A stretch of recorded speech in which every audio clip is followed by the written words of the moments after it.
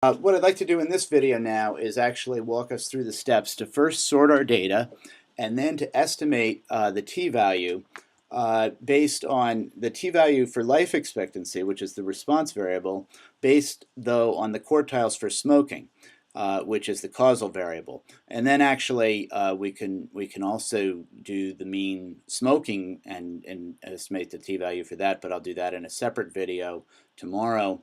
The first step I have to do is to sort my data. And so if you highlight your three columns of data, which are the state name, the life expectancy, and the percent of smokers,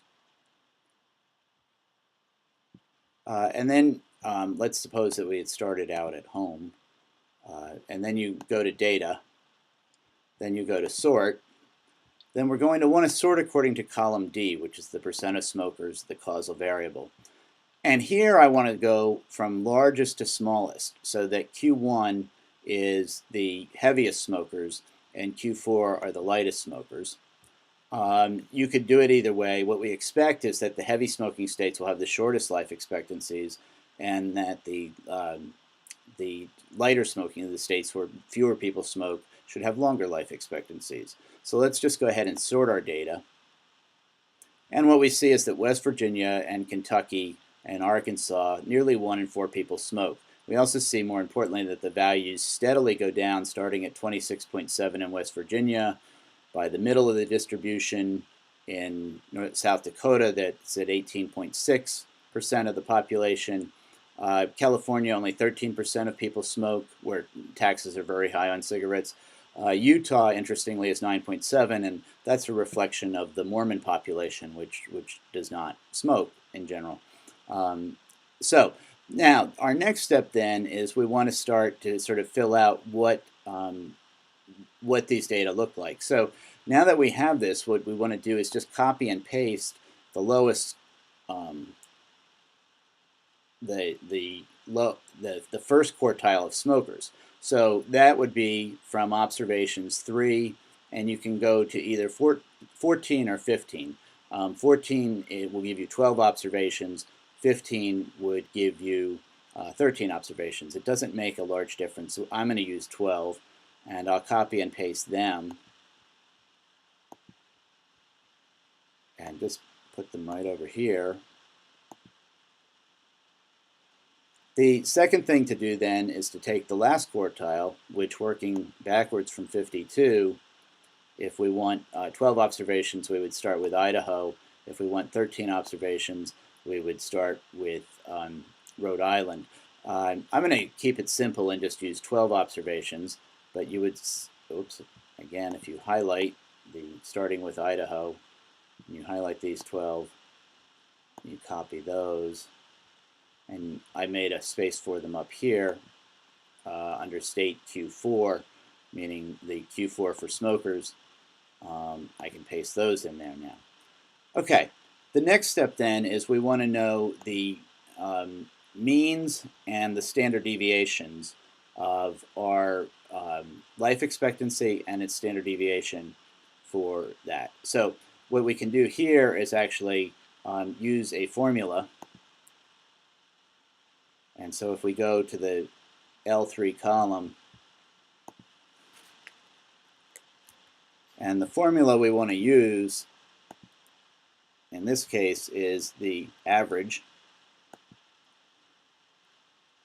and it's simply going to be the average. You can highlight it, the average from H3 to H14, which are the heavy smoking states, their life expectancies, but the average life expectancy in West Virginia, Kentucky, Arkansas, down through Ohio.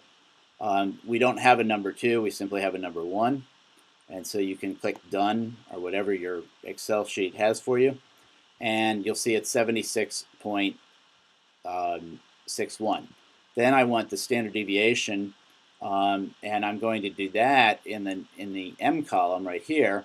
And actually, you can now see I'm going to actually get rid of this for just a second so I can do it from scratch. And this equals, and again, we want a statistical formula. And here it's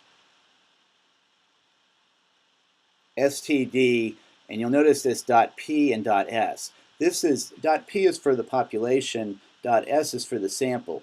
We have samples in this case because we have the states and we're taking a subset of them, so it's not the population. And so that's what we'll use the standard deviation of s.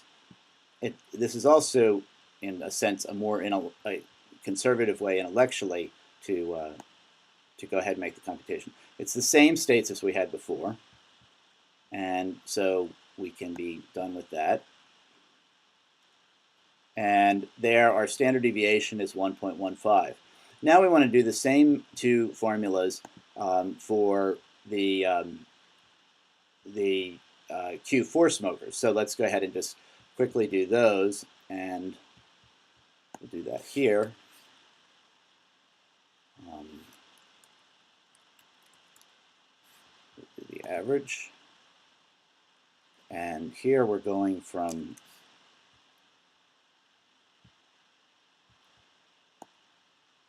H 21 through H 32, those 12 observations. And that gives us a mean life expectancy. And here we'll do, actually one thing you could do here if you want to make life easy is just copy this. Oh, actually that's not going to make life easy. Forget I said that. Let's get out of that. Let's go ahead and do it the way we did it. You could actually copy this and change it.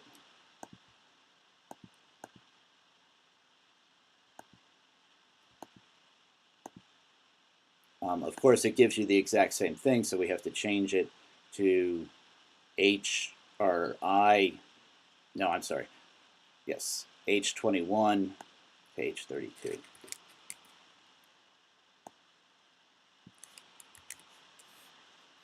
Let's just make sure that that's inclusive. Indeed, it is. Okay, now what we need to do are the 4 steps I discussed before. And that is to first square the standard deviation of Q1 and divide it by 12. So that's easy enough to do. We simply say equals, and if you use a parentheses, M3, and you use the shift 6, which is the caret, to square something, squared, close your parentheses, and divide it by 12. And it says it's 0.11. That seems a little low to me, but no, actually 1 squared is about 1, and so that's about right. Okay, then we're going to do the same thing for the Q4 smokers' lifespan standard deviation, and so we're going to say equals, and now it's M4 caret squared, divide again by 12.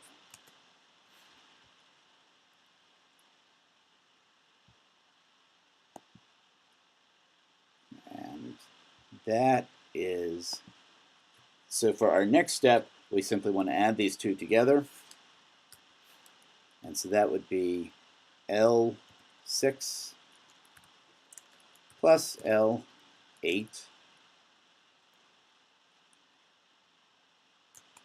And then in the final step, we want to take the square root of this score to find our final standard error of the difference of means. And so we will, at this point, to take the square root, you raise something to the 5th power, or to the 0.5 power. So this is going to be L10, shift 6 to the 0.5. You actually, I guess, do not need to put the parentheses on this. So, and we find that we have a standard error of the difference of means of 0.41, which is the square root of 0.17. Okay, I want to pause for just a moment.